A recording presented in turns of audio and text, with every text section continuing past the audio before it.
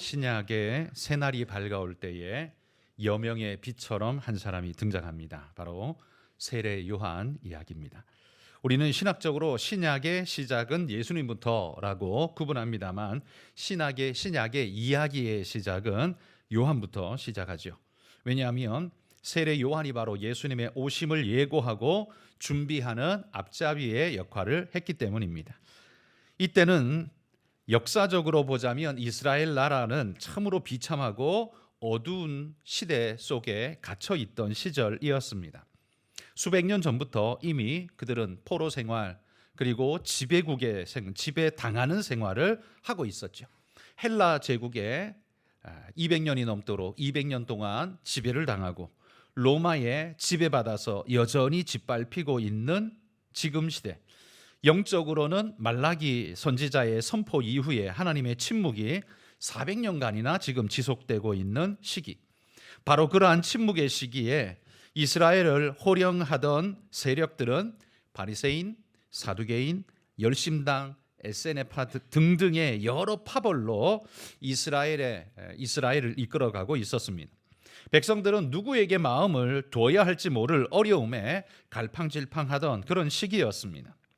종교성보다는 살아남는 것이 중요하다는 현실 신리파 헤롯 당이 그들 정치를 지배하고 있었고, 또 그들과 연합하여서 종교적인 지배 세력을 이루는 것이 사두개파였고, 그럼에도 불구하고 약속을 소망하며 율법 중심으로 살아야 한다라고 부르짖는 바리새파가 있었고, 세상 더러움에 몸담아서는 안 된다 그러면서 세상을 아예 떠나서 광야에서 생활하며 살아가던 은둔파, 에세네파 같은 사람들도 있었습니다.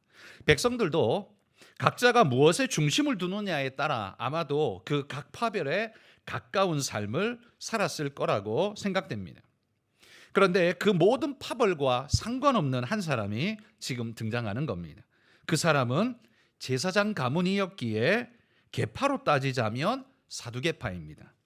그러나 그는 그런 계파는 전혀 안중에도 없이 다 던져버린 지 오래인 사람이었습니다. 광야에서 외치는 자의 소리라고 스스로 정의하면서 사회의 부정과 부조리를 질타하면서 메시아의 도래를 준비하라고 촉구하는 그런 사람이었습니다. 그러나 이 사람은 유대 사회에서는 이 사람 세례 요한을요 무시할 수가 없었습니다. 왜냐하면 그 사람은 제사장의 아들 제사장이었기 때문입니다. 유대 사회는 이 종교적 귀족 사회였기 때문에 제사장은 항상 그 유대 사회의 하이 클래스를 이루는 집단이기 때문에 감히 그들을 함부로 할 수 없습니다. 왜냐하면 이스라엘 백성들과 하나님 사이에 있는 존재들, 그러니까 자기들보다 하나님께 더 가까이 있는 존재들이라고 그들은 믿을 수밖에 없었기 때문에, 그렇기 때문에 함부로 할 수 있는 존재가 아니었던 것이죠. 그리고 율법에도 그렇게 제사장들의 존귀를 이야기하고 있기 때문에 지금 이 세례 요한에 대해서 사람들이 함부로 할 수가 없었습니다. 그럼에도 불구하고 이 사람 세례 요한은 굉장히 독특한 사람이었습니다. 일반 제사장들과는 생각하는 거나 생활하는 거나 말하는 게 완전히 달랐습니다. 부귀영화 이런 것들은 초계같이 이미 버린 지 오래, 낙타 가죽을 뒤집어 쓰고 메뚜기와 석청으로 끼니를 때우는 독특한 기인이었습니다. 뿐만 아니라 그의 메시지는 세상 누구도 신경 쓰지 않는다는 듯이 굉장한 독설을 내뱉는 그런 사람이었습니다. 백성들에게 경건의 대명사로 불리는 바리새인들이나 귀족 가문, 제사장 가문을 이루는 사두개인들이나 그들에게 세례 요한은요 거침없이 독사의 자식들아라고 소리쳤습니다. 그리고 유대 사회를 실질적으로 통치하는 헤롯 왕에게는 너는 죄인이다라고 손가락질하는 그런 선포에 거침이 없는 그런 사람이었습니다. 이게 바로 세례 요한이었다라는 말이에요. 그러니까 이 정치 지도자들과도 완전히 다른 존재지만, 그렇다고 해서 거룩을 추구하는 사두개인이나 바리새인이나 이들에게도 독사의 자식들아라고 말하면서 그들과 섞이기를 원치 않았던 굉장히 독보적인 존재. 그러니까 이 사람은 도대체 어디에 소속된 사람인가, 놓을 자리를 찾지 못하고 빙빙 돌아야 할 것 같은 그런 사람. 그게 바로 세례 요한이었다는 말이에요. 그러나 이스라엘 모든 백성들에게는요, 그렇기 때문에 더더욱 기대를 갖게 만들었습니다. 왜냐하면 일반 기존에 있었던 그런 정치 세력들이나 종교 세력들은 그들이 너무나 뻔히 잘 아는 자들이에요. 그들 말고 하나님이 약속한 메시아가 오실 거라고 약속하셨다. 그분이 오시면 언제 올지 우리는 날짜도 모르고, 누구의 가문으로 올지 그것도 사실은 잘 모르겠고, 누구 집안에서 어느 동네에서 어떤 식으로 툭 튀어나올지 사실은 우리도 잘 모르겠다. 다윗의 후손이라고 온다고는 하는데 다윗의 후손이 어디 사는 곳이 한두 군데겠습니까? 여기저기 곳곳에 살고 있을 텐데, 베들레헴에 태어났다고 해서 베들레헴에 꼭 살겠습니까? 여기저기 흩어져서 살지도 모를 일인데, 그러니 알 수 없는 일이죠. 기대하고 바라고 있는데, 이 세례 요한이라는 이 아주 독특한 사람이 등장하자 사람들은 그를 보면서 이런 의구심을 내놓을 수밖에 없었습니다. 저 혹시 메시아 아니야? 저 사람 메시아 아니야? 이럴 수밖에 없었던 거죠. 게다가 그 사람 가문이 뭡니까? 제사장 가문이잖아요. 귀족 가문에, 영적 가문에. 그러니까 하나님이 쓰시고자 한다면 정말 쓰기에 가장 적합한 사람 아닐까? 세상의 세속에 휩쓸리지 않고 아주 독보적인 존재이며, 그러면서도 아주 영적인 가문에 훈련되어진 그런 존재. 그러니까 그런 사람이야말로 하나님이 쓰시기에 정말 적합한 사람 아닌가라고 사람들은 기대하기가 충분했다라는 말이죠. 그러나 그런 세례 요한의 등장이요, 굉장히 껄끄러운 사람들도 많았습니다. 자신의 위치와 명예를 지키려는 사람들은 세례 요한이 너무 싫었습니다. 왜? 거침없이 내뱉는 말이 틀린 말은 아닌데 그렇다고 받아들이기에는 너무 아픈, 그러니까 가까이 하기엔 너무 먼 당신인 거죠. 밀어낼 수밖에 없는 그런 존재들인 겁니다. 사두개인들이 누굽니까? 제사장 가문이라 그랬습니다. 현실적으로는요, 항상 현실 정치, 그러니까 헤롯 가문, 로마와 항상 결탁되어져서 그들로부터 이권을 챙기면서 종교적인 위치에 올라앉아서 에헴하면서 그 위치를 지키고 있었던 사람들, 항상 사두개인들이었어요. 그들은 그들의 관심사는 딴 데 있지 않았습니다. 자기의 위치를 잃지 않는데, 그래서 항상 그 기득권을 지키는데 여기에 항상 몰입한 존재였어요. 그리고 뒤로 모든 이권을 챙기는 자, 그게 사두개인 제사장 가문이죠. 예를 들어 대제사장, 그는요 성전의 마당 한 귀퉁이를 팔아서 장사꾼들에게 팔아서 가만히 앉아서 엄청난 수입을 올리는 그런 자였으니까요. 성전까지 팔아먹는 자였으니까 뭔들 못하겠습니까? 그게 그 시대의 사두개인들이었다는 말이죠. 바리새인들은 또 어떻습니까? 이런 사두개인들을 욕하고 지적하는 자들이었습니다. 자신들은 율법에 철저한 그런 아주 훈련되고 하나님 뜻에 부합한 그런 존재라고. 그래서 자신들은 11조를 해도 수입의 11조 그 정도뿐만 아니야. 그냥 내 담장 밑에 나는 풀뿌리 하나까지도 계산해가지고 10분의 1을 정확하게 잘라서, 내 밭에서 나는 마늘 한 쪽까지도 나누어가지고 내가 10분의 1을 하나님 앞에 11조 하는, 난 그런 사람이야. 이게 바로 바리새인들이었다는 거죠.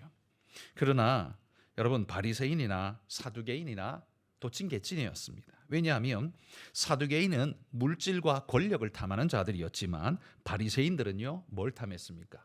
명예를 탐하는 사람이었습니다.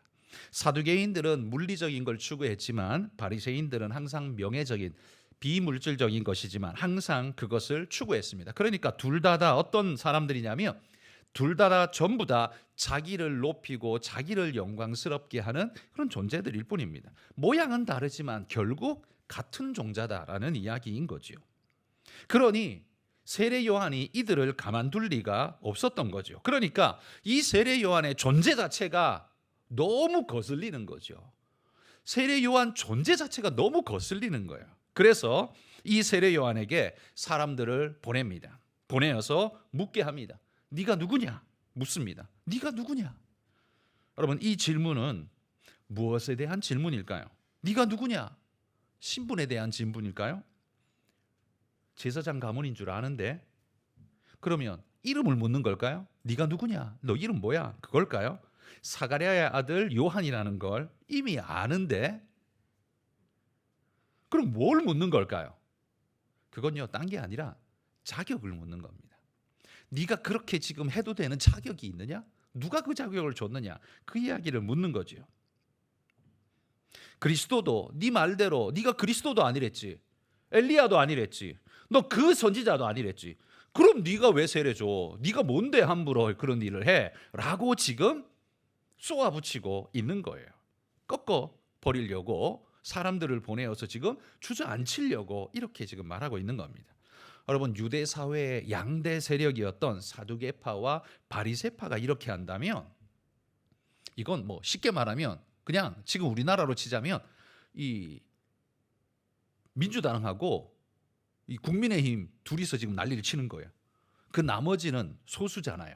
그러니까 지금 사두개파와 바리새파 빼면 나머지는 소수였거든요. 그러니까 이 둘이 이렇게 설친다는 건 사실은 이스라엘 전체가 자기를 공격하는 것과 느낌으로는 같은 느낌이라는 말이죠. 이스라엘 전체가 자기를 압박하고 있는 것처럼 그렇게 느낄 수밖에 없다는 거예요. 아마 저 같으면, 제가 세례 요한이었으면요, 하나님이 저한테 너 가서 그렇게 사역해 하고 보내셨는데 내가 사역을 하는데 사람들이 그렇게 말한다면 저는 굉장히 쫄렸을 것 같아요. 두려웠을 것 같아요. 그런데 여러분, 오늘 제가 여러분에게 설교하고 싶은 내용이 바로 이겁니다. 네가 누구냐라는 질문 앞에 세례 요한이 보여주고 있는 모습, 그걸 오늘 우리가 묵상해 보자라는 겁니다. 세례 요한은요, 전혀 위축되지 않는 모습을 보여주고 있습니다. 세례 요한은요, 자신의 기초석이 그들의 세계와 그들의 질문에 바탕을 둔 것이 아니기 때문에 그들에게 지금 전혀 영향을 받지 않습니다. 예를 들어 그가 그 제사장인데 제사장 가문으로서 제사장의 한 몫을 먹어야 되고 거기에서 오는 수입을 받아 살아야 되고, 만약에 그런 시기였다면 사두개파의 압력을 이겨낼 수 있었을까요? 절대 못 이겼을 겁니다. 그는 그 모든 걸 버리고 광야에 나갔기 때문에 사두개파의 압력을 이겨낼 수 있었던 거죠. 바리새파의 압력은 또 계파가 달랐으니까 나름대로 이길 수 있었겠죠. 어찌되었든 세례 요한은요, 하나님이 자신에게 주신 그 사명의 자신은 뿌리박고 있기 때문에 나는 먹고 살기 위해 내 목줄을 너희한테 걸어둔 적 없고, 내가 뭔가를 얻기 위해서 너희에게 기웃댄 적 없고, 그러기에 너희가 뭐라고 말하든 나는 거기에 절대 요동하지 않는다. 바로 이게 오늘 세례 요한이 보여주는 모습이라는 말이에요. 하나님의 말씀을 받은 자신의 모습이 하나님께 뿌리 박혀 있기에 나는 네가 성전에서 주는 그 봉급, 나는 거기 매여 있지 않아. 사람들의 그 초항과 명예, 나는 거기도 매여 있지 않아. 그렇기 때문에 너희들이 뭐라고 말해도 나는 신경 쓰지 않아 라고 할 수 있는 자기만의 독보적인 자기 자리가 있었다는 거죠. 발판이 있었다는 겁니다. 뭐야? 하나님의 자기에게 주신 사명, 그 하나님이라는 발판 위에 지금 그가 서 있기에 뭐라고 말해도 지금 흔들리지 않는다는 말이에요. 여러분, 사실 우리가 전도하다가 사람들이요, 네가 뭐 잘났다고 그렇게 큰 소리 치며 떠들어대느냐 라고 호통을 치면 사실 우리는 위축됩니다. 그렇지 않습니까? 함께 살아야 되고 함께 생활을 해야 되기 때문에 그들의 시선과 저항받는다는 것 자체가 우리에게 굉장히 부담이고 힘들게 다가옵니다. 왜냐하면 우리는요, 같은 사회의 바탕 위에서 서 있어 함께 살아가기 때문에, 바탕이 같기 때문에 거기에서 그들이 대적하고 흔들어대면 내 바탕도 흔들리는 것 같아서 굉장히 위협적으로 느껴질 수밖에 없거든요. 일반적인 사회의 통념적 자격 기준이 뭡니까? 일반적인 세상의 자격 기준, 재력, 실력, 학벌, 외모, 말빨, 뭐 이런 것들이 보통 우리 사회의 기준 잡는 자격 기준이라고 말할 수 있겠죠. 그 어떤 것도 여러분 그들보다 내가 더 나은 게 있습니까? 없잖아요. 나보다 더 똑똑한 사람은 얼마든지 있고, 나보다 부자는 얼마든지 있고, 나보다 더 직급이 높은 사람도 얼마든지 있습니다. 그러니까 그런 사람들이 우리를 째려보면서 뭔가 압박을 딱 주는 순간 우리는 주눅들어서 쪼그라들 수밖에 없다는 말이죠. 여러분, 우리는 세상이 말하는 그 동일한 기준선에서 일하는 자들이 사실은 아닙니다. 우리는 이 땅에서 밥 먹고 사는 존재인 건 맞지만 우리의 바탕은 그들의 바탕하고는 달라야 합니다. 다르다는 사실을 인식해야 합니다. 오히려 우리는 새로운 기준선을 선포하며 살아야 합니다. 그들의 기준선이 아닌 하나님이 나의 기준선이라는 사실을 선포하며 살아야 한다는 거예요. 그게 내 안에 확실해야만 그들이 나를 네가 뭔데? 라고 말하면서 푸시할 때 내가 흔들리지 않을 수 있단 말이에요. 우리가 서로 같은 기준선에 있으면요, 그들이 흔들면 흔들리게 돼 있습니다. 왜? 토양이 같기 때문에. 뿌리가 같으니까. 먹고 살아야 하는 수입 나오는 구멍이 같으면 그들이 흔들면 흔든 대로 흔들릴 수밖에 없어요. 앞에서 말한 것처럼 그가 사두개인으로서 제사장으로서 제사장 성전에서 나는 것으로 먹어야 한다면 세례 요한은 절대로 그렇게 힘차게 말할 수 없었을 겁니다. 왜? 목구멍이 포도청이니까요. 그러나 그는 그걸 버렸습니다. 왜? 메뚜기와 석청을 좋아서 그걸 택했을까요? 아니요. 그들에게 매이지 않기 위해서는 독립하지 않고는 벗어나지 않고는 절대로 그 메시지를 온전하게 전할 수 없거든요. 그들과 삶이 같은 토대 위에 서 있으면 먹고 사는 게 내 목줄이 거기에 묶여 있으면 아무것도 못 하거든요. 그래서 무너질 수밖에 없는 겁니다. 저는 세례 요한이 메뚜기와 석청 메뉴를 좋아해서 광야로 나갔다고는 절대 생각지 않습니다. 제 생각에는 바리새인과 사두개파 그리고 그 헤롯 땅 등이 만들어 놓은 세계를 떠나서 하나님의 세계 위에서 선포하는 존재가 되기 위해서 그렇게 나간 자라고 저는 그렇게 믿습니다. 여러분, 이 세례 요한이 당당할 수 있었던 이유는 바로 나를 보내신 이의 그 위대함을 확신했기 때문에 당당할 수 있었던 것 아니었을까요?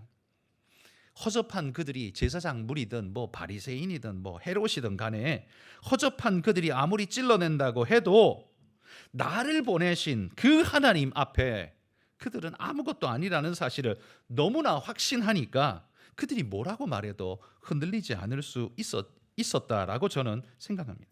그들의 공격과 질문에 조금도 흔들림이 없었습니다. 나를 보내시니가 진리임을 알기에 그들의 어떤 논리로 야, 네가 그리스도야? 네가 엘리야야? 아니면 네가 모세가 말한 그 선지자야? 이도저도 아닌데 네가 감히 어디서 설쳐? 라고 말할 때 하나님이 나를 보내셨다라는 이 분명한 사실 그 하나에 요동하지 않고 당당하게 맞서고 있는 세례 요한의 모습이 놀랍다는 거예요. 저는 이 부분이 우리에게 오늘 도전이 되었으면 좋겠습니다. 여러분, 이 말씀 세례 요한이 흔들리지 않고 당당한 이 모습을 세워놓고 나 자신을 한번 보십시오. 이 세례 요한이라는 거울에 빗대어서 나 자신을 보면 오늘 나는 하루를 살면서 얼마나 많이 흔들리면서 살아왔는가. 저 사람들이 이리 치면 이리 출렁거리고 저리 치면 저리 출렁거려서 넘어지지 않으려고 그냥 바둥바둥거리고 그냥 오뚜기처럼 서기는 섰는데 맨날 그렇게 휘청휘청거리는 모습으로 여러분 그렇게 살아오지는 않습니까? 왜 그럴까요? 세례 요한은 왜 이렇게 당당하고 우리는 왜 이렇게 흔들릴까요? 그 둘의 차이가 뭔지를 발견한다면 우리에게도 답이 보이지 않을까요? 저는 이렇게 생각합니다. 우리의 기초석을 자꾸 세상, 함께 사는 사회 여기다가 두고 생각을 하게 되면 우리는 그들의 기준선에 의해서 계속해서 떠밀려 살아갈 수밖에 없는 존재가 됩니다. 그러나 우리의 기초석은 주님이라는 사실을 잊어버리지 않고 늘 거기에 뿌리 박아야 우리는 흔들리지 않을 수 있다는 거예요. 여러분, 물리를 걸어오시는 예수님을 보면서 베드로가 놀라서 말했습니다. 주님이시면 나더러 오라 해주십시오. 그때 예수님은 지체하지 않고 그래 와라 라고 했습니다. 환영하며 불렀습니다. 그때 베드로가 물 위로 발을 내디디어 걸었습니다. 걸었지만 한두 발짝 걷다가 바람이 일어나는 걸 보고 두려워서 그 마음이 바람을 보고 무서워 빠져들어갔다라고 성경이 그렇게 표현합니다. 그러니까 첫 발을 내디딜 때는 예수님 보며 예수님 기초석 위에 발을 디뎠어요. 그런데 바람이 불자 그의 기초석이 다시 바람으로 세상으로 돌아가 버렸습니다. 그 순간 어떻게 해요? 쑥 빠져들어갈 수밖에 없는 겁니다. 그게 당연한 거죠. 그러면서 예수님이 그를 끄집어내면서 이렇게 말씀하셨습니다. 믿음이 적은 자여 왜 의심하였느냐. 의심 안 했으면 충분히 예수님께 걸어올 수 있었다는 말이죠.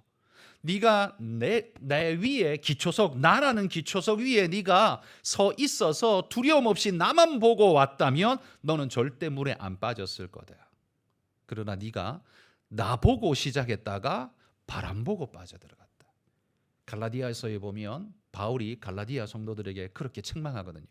너희가 성령으로 시작했다가 육체로 마치겠느냐, 이렇게 호통을 치거든요.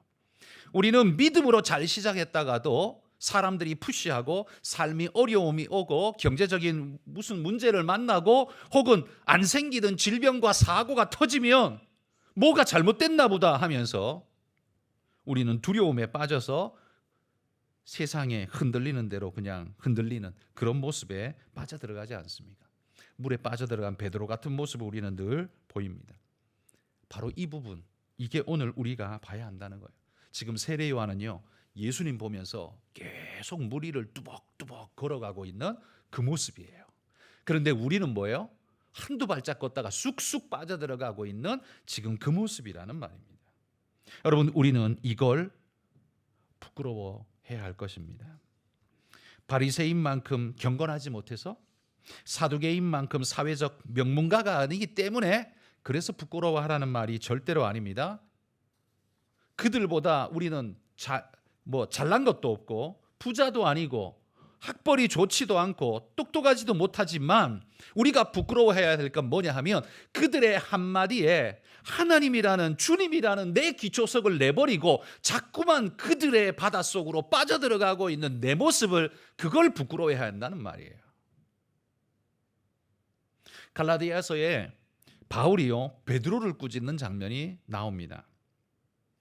여러분, 바울이 그 시대에 바울이 베드로를 꾸짖는 건 거의 뭐와 같으냐면요, 제가 우리 원로 목사님을 꾸짖는 것보다 더 이 간격이 큰 거예요, 사실은. 왜냐하면 베드로는 사도 중에 대표였고요, 바울은 예수님 생전에는 예수님 따라다니며 배운 적도 없었던 사람이에요. 그래서 바울의 사도권이 늘 의심받고 질타당했던 게, 너는 예수님 살아 생전에 예수님이 배운 것도 아니잖아. 그래서 맨날 어려움을 당했거든요. 그러니까 그 시대로 보자면 하나님은 같은 사도로 부르셨지만 그 시대 사람들의 인식으로 보자면 베드로는 대사도고 바울은 소사도고 아마 그런 개념으로 볼 수밖에 없을 거예요. 그런데요, 바울이 갈라디아서에 보면 베드로를 엄하게 꾸짖습니다. 아주 엄하게 혹독하게 꾸짖어요. 왜 그렇게 바울이 이 베드로를 꾸짖었는가? 기본이 안 된 사람이라서 그런 게 아닙니다. 자, 한 구절 읽어봅시다. 갈라디아서 2장 11절에서 13절입니다. 읽어봅시다. 게바가 안디옥에 이르렀을 때에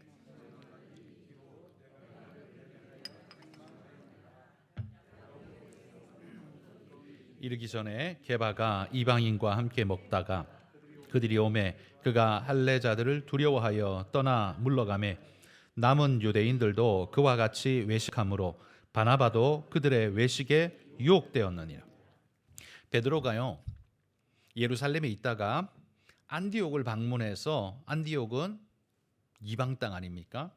안디옥에 가서 이 안디옥에서 그 이방인들과 함께, 예수 믿는 자들과 함께 교제하면서 함께 나누며 복음 전하며 이방인들과 함께 허물 없이 교제했습니다. 밥도 같이 먹었어요. 원래 유대인은 이방인과 같이 먹으면 안 되잖아요. 그렇지만 이 베드로는요, 그 고넬료 사건 때 하나님 보여주신 그 환상으로 하나님께서 깨끗다 하신 걸 네가 부정하다고 하지 마라. 이 환상을 3번 보고는 그제서야 깨닫게 된 거죠. 아, 하나님이 이방인도 받으셨구나. 깨끗게 하셨구나. 그리고는요, 그들과 함께 이 식탁의 교제를 나누는 게 율법을 어기는 일이 아니라는 사실을 깨닫게 됩니다. 그래서 먹게 됐어요. 그런데 문제는 유대에 야고보가 보낸 사람들, 야고보가 누구냐면 예수님의 동생 야고보인데요. 율법에 워낙 철저한 사람이라서 이 사람은 비그리스도인 유대인들, 그러니까 예수 안 믿는 유대인들도요, 이 예수님의 동생 야고보는 의인이라고 불렀습니다. 저 사람은 의인이다. 율법에 한 점 흠이 없는 의인이다 라고 그렇게 불렀어요. 그래서 그 야고보가 죽을 때 저 의인을 죽였으니 우리는 하나님 앞에 심판받을 거다 라고 말했어요. 그 정도로 율법에 정말 투철했어요. 그렇다고 해서 그 야고보가 복음을 얻고 율법을 지켜야 한다라고 말하지는 절대 않았어요. 사도행전 15장에 보면 오히려 그 야고보가 나서서 이방인들에게 그 율법의 멍에를 매게 하지 마라, 복음으로 하나님께서 우리를 낫게 하셨다라고 오히려 선명하게 설명해 주거든요. 그러니까 자신은 유대인이기 때문에 그냥 그 율법을 잘 지키고는 있지만 이방인들에게, 이방 그리스도인들에게 그걸 강요해서는 안 된다라고 그렇게 가르쳤던 사람이 야고보예요. 그런데 그 사람과 함께 했던 사람들이 안디옥으로 온 거예요. 이 사람들은요, 야고보처럼 그런 오픈된 개념이 없었습니다. 그냥 꽉 막힌 개념, 율법주의자들이었어요. 이들이 오니까 베드로가 덜컥 겁을 먹은 거예요. 저 사람들이 날 보고 유대인이면서 이방인들과 함께 밥 먹는다고 율법 어겼다고 막 손가락질하고 딴질 걸면 어떡하지? 굉장히 피곤해질 텐데, 나는 신앙으로는 뭐 이거 괜찮다고 생각하지만 그래도 나는 유대인으로서 율법을 또 지켜야 하는 책임이 있는 사람으로서 이거 굉장히 찝찝하네, 이래가지고요 점점 도망갔어요. 그들이 나타나고부터는 이 이방인들하고 밥 먹는 자리 다 피했어요. 슬슬 피해서 다 도망가 버렸어요. 그러니까 베드로가 도망가니까 그 다음에 어떻게 해요? 베드로와 함께 있었던 다른 유대인들, 베드로와 함께 이방인들과도 함께 식사하고 막 함께 교제했던 이 유대인들도요 전부 다 슬금슬금 다 도망가고 종국에는 바나바까지 도망가 버렸어요. 바나바까지. 이 무슨 일입니까? 이 일을 바울이 옆에서 지켜보자 속에서 불이 났던 겁니다. 바울이요 얼마나 대단한 사람입니까? 바울은 절대로 착하고 얌전한 사람 아닙니다. 굉장히 표독스럽고 독한 사람이에요. 목표 지향적이고 한번 물면 놓지 않는 그런 형태의 사람, 그게 바울이에요. 아마 바울하고 함께 사역하면 굉장히 피곤할걸요? 굉장히 피곤하실 거예요. 그런 사람이니까 이 사람한테 딱 찍혔어요, 베드로가. 그러니까요 뭐 앞도 뒤도 보지 않고 베드로에게 그대로 직설적으로 쏘아붙여버립니다. 네가 유대인으로서 너 자신도 유대인처럼 살지도 못하면서 이방인한테 지금 유대인처럼 살라고 지금 그렇게 지금 네가 지금 가르치냐? 이렇게까지 말했어요. 이거 굉장히 심한 욕이죠. 이거 어떻게 어른한테 할 소리예요. 그러니까 이런 소리를 베드로한테 대놓고 그냥 직설적으로 쏴버렸어요. 왜냐하면 이게 예의가 없어서가 아니라요, 바울이 분노하는 겁니다. 왜 분노해요? 베드로가 지금 여기서 무너지는 순간 뭐가 되냐면, 이 사도들은 복음의 대표자들인데 지금 예루살렘에서 온 그들은 한마디로 말하면 율법의 대표자들인데 복음이 율법한테 꼬리를 내리고 잡아먹힌 꼴이 돼버렸잖아요. 복음이 율법에게 꼬리를 내려서 잡아먹힌 꼴이 돼버렸으니까 복음보다 율법이 항상 상위법이고 우월하다라는 걸 베드로가 지금 보여준 꼴이 돼버린 거예요. 그러니까 복음 아무리 전해도요 율법에서는 그렇게 말 안 해 라고 말해버리면 그냥 그 끝장인 거예요. 복음이 아무리 뭐라고 말해도 율법은 그렇게 말 안 해 라고 말하는 순간 끝장나버린다는 말이죠. 그러니까 바울이 지금까지 그 많은 교회들의 복음을 전하고 안디옥에서 그 교회의 성도들을 가르치고 복음 말씀을 전해왔는데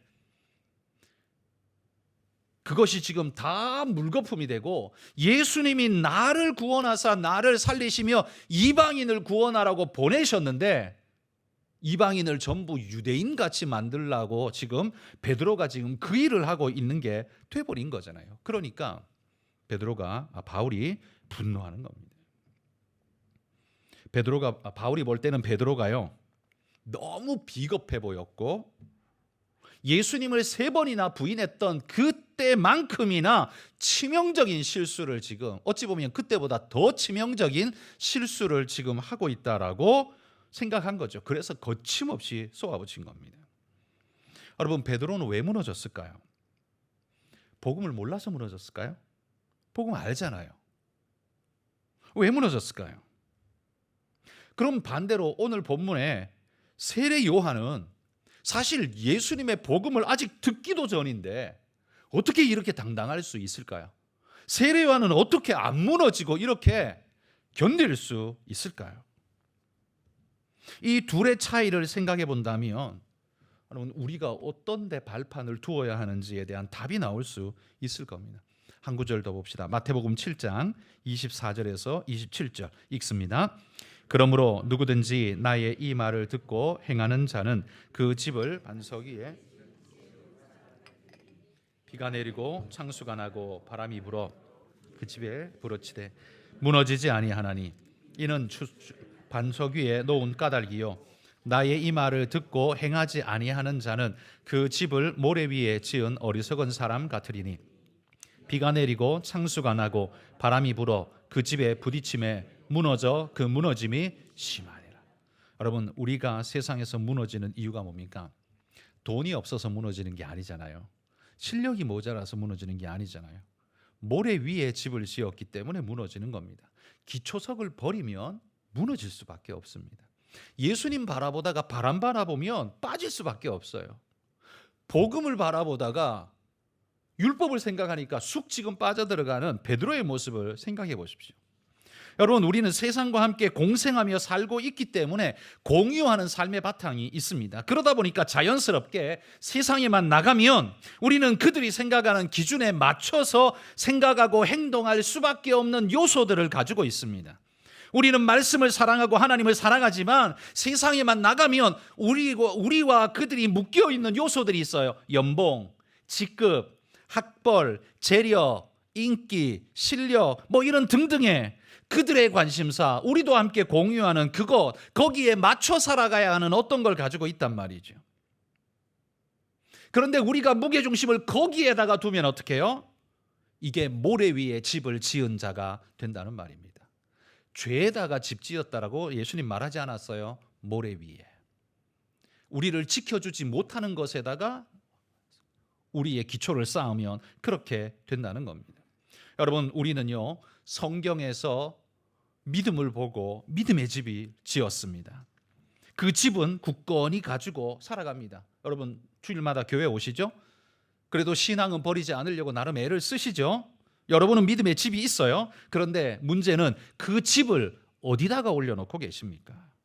세상과 공유하며 세상이 중히 여기는 그 기준, 그들의 관심사에 바탕을 두고 우리의 복음의 집을 그 위에 올려놓으면 어떻게 해요? 그들이 흔들 때마다 흔들릴 수밖에 없다는 겁니다. 그게 바로 모래 위에 지은 집이에요. 여러분, 복음의 집은 있습니다. 평안할 때에는 여기 기초석이든 저기 기초석이든 문제가 안 됩니다. 그러나 성경이 말하잖아요. 비가 내리고 창수가 나고 바람이 불면, 문제가 생기면 반드시 그게 드러나게 될 거라고요. 복음의 집을 올려놓은 기초석이 쓸려 내려가고 흔들리기 시작하면 주저앉거나 무너지거나 폭삭 망하게 될 겁니다. 여러분, 우리가 세례 요한이었으면 바리새인과 서기관들의 집요하게 질문하는 공격에 아마 무너지지 않았을까 생각해 봅니다. 네가 그리스도냐? 네가 엘리야냐? 네가 그 선지자냐? 아니 그것도 아니고 이것도 아니면서 감히 네가 지금 뭐라 그러는 거야?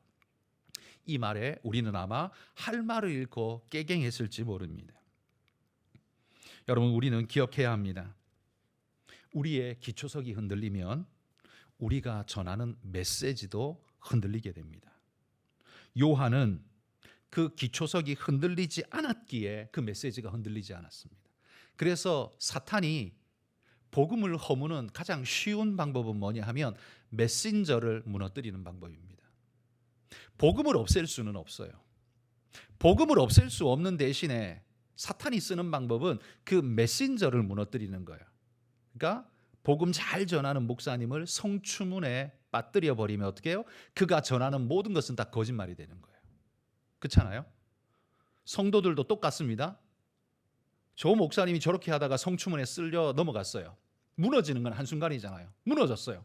그러면 성도들이고 세상 사람이고 모두가 다 이렇게 생각합니다. 그가 과거에 했던 모든 말들은 다 거짓말이다.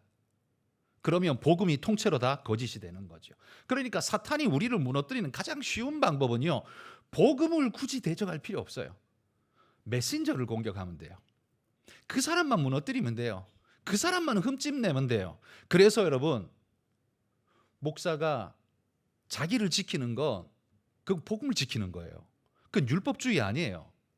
자기를 지키는 거예요. 왜냐하면 목사가 무너지면 교회가 통째로 넘어지거든요. 동의하십니까? 목사가 무너지면 교회 다 넘어져요. 만약에 제가 무너지면 이 교회 아마 절반은 그 자리에서 다 교회 떠나고 나가 떨어지게 될걸요. 나머지는 또 나머지 중에서 또 절반은 나는 하나님은 부인할 수 없지만 실망스러워서 교회는 지금은 못 나가겠다 하면서 절반은 또 떨어져 나가고, 그 나머지 얼마 일부분만 다른 교회에 찾아가서 울면서 가슴을 치면서 신앙하게 될 거예요. 목사는 율법적으로 살아서는 안 되지만 율법적으로 살 수밖에 없습니다. 왜? 자기를 지키는 게 자기 혼자 지키는 게 아니거든요. 이게 교회를 지키는 거거든요. 그리고 자기가 전한 복음을 지키는 거거든요. 내가 무너지는 순간 복음이 다 무너지는 거예요. 내가 복음이란 말은 아닌데요, 사람들이 그렇게 인식하기 때문에 우리가 그걸 지켜야 하는 거예요. 그래서 이게 굉장히 어려운 겁니다. 그래서 여러분, 우리 모두가 굳건한 반석 위에 서야 합니다. 목사만 그런 거 아니에요? 뭐 장로님은 안 그러나요? 장로님도 마찬가지죠. 여러분 직장에서 교회 다니는 사람이라고 딱 낙인이 찍혀 있는데 여러분이 무너지면 어떻게 해요? 별거 없네. 저 간사한 놈, 교활한 놈, 욕을 더 먹잖아요. 아닌 척하더니만 뒤로 호박씨 다 까는 놈, 그러면서 마치 평생이 그렇게 사는 사람처럼 그렇게 매도되어져 버리잖아요. 한순간 실수로 무너졌는데 평생이 그냥 소멸돼 버리잖아요. 그게 우리입니다. 그렇기 때문에 우리가 철저하게 우리 자신을 잘 지켜가야 합니다. 구원 얻기 위해서가 아니에요. 복음을 지키기 위해서. 복음을 지키기 위해서요. 그게 선교사적 삶 아닐까요? 우리는 구원 얻기 위해서 율법주의적으로 살아가는 게 절대 아닙니다. 오직 복음으로 은혜로 구원을 얻었습니다. 그러나 그 다음의 삶은 이때부터 뭐예요? 내 아버지의 얼굴에 먹칠하지 않기 위해 사는 겁니다. 내 아버지의 말씀에 먹칠하지 않기 위해 살아가는 겁니다. 그러므로 우리가 오늘 내 삶을 살 때 흔들어대는 수많은 것들이, 오늘은 바리새인이 오고 내일은 사두개인이 오고 그 모레는 또 누가 올지 몰라요. 우리 흔들어댈 거예요. 계속해서 여러분의 삶을 흔들어댈 겁니다. 그러나 누가 와서 나를 흔들든 상관없이 여러분, 하나님의 반석 위에 여러분이 서 계시면 굳건할 줄 믿습니다. 이사야서 61장 1절에서 3절 말씀 읽어보겠습니다. 주 여호와의 영이 내게 내리셨으니 여호와께서 내게 기름을 부으사 가난한 자에게 아름다운 소식을 전하게 하려 하심이라.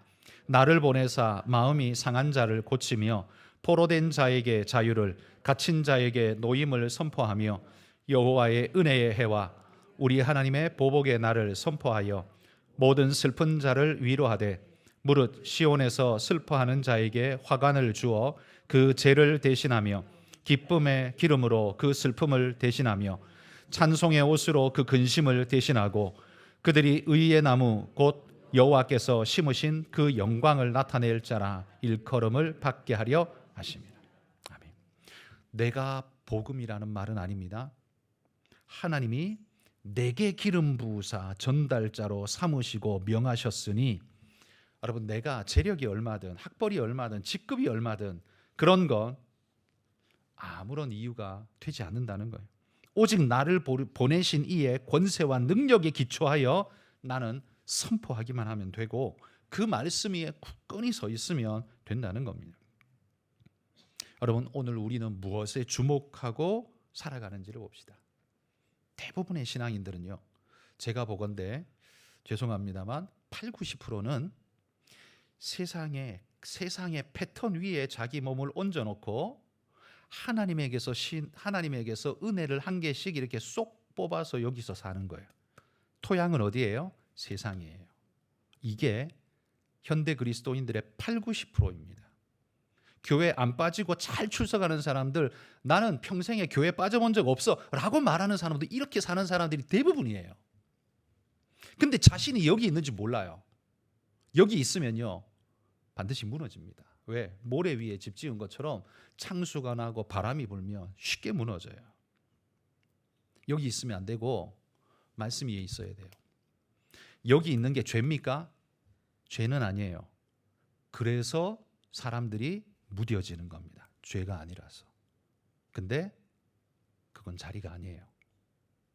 죄는 아닌데 죄 짓게 돼 있는 자리예요. 그러니까 미래형 죄의 자리예요. 우리의 신앙이 왜 쉽게 무너집니까? 왜 세상의 파도에 휩쓸려서 그렇게 쉽게 빠져들어갑니까? 우리의 토양이 반석이 아니기 때문에 그렇습니다. 하나님께 토양을 두십시오. 하나님께 토양을 주십시오. 그렇지 않으면 무너집니다. 오늘 우리는 세례 요한에게서 이 도전을 얻습니다. 네가 누구냐? 이 기라성 같은 존재들이 와서 그 세례 요한에게 삿대질하며 독사의 눈을 뜨고 째려보면서 무서운 마음 말로 쏘아대는데 절대로 흔들리지 않습니다. 저는 이 모습이 너무나 부럽고 대단해서 제가 이 말씀 묵상하다가 바로 이 하나에 꽂혀서 오늘 이 말씀을 여러분과 함께 나누고 싶었습니다. 여러분, 세상에 누군가가 째리만 봐도 우리는 쪼그라들어가지고 아무것도 못하고 발벌 떨고 있는 우리인데, 세례 요한은요 그 나라의 기라성 같은 존재들이 와서 뭐라고 해도 끄떡도 하지 않는 이 멋진 모습, 여러분 이 모습을 우리가 닮아야 되지 않을까요? 여러분, 이런 자 되시기를 주의 이름으로 축복합니다.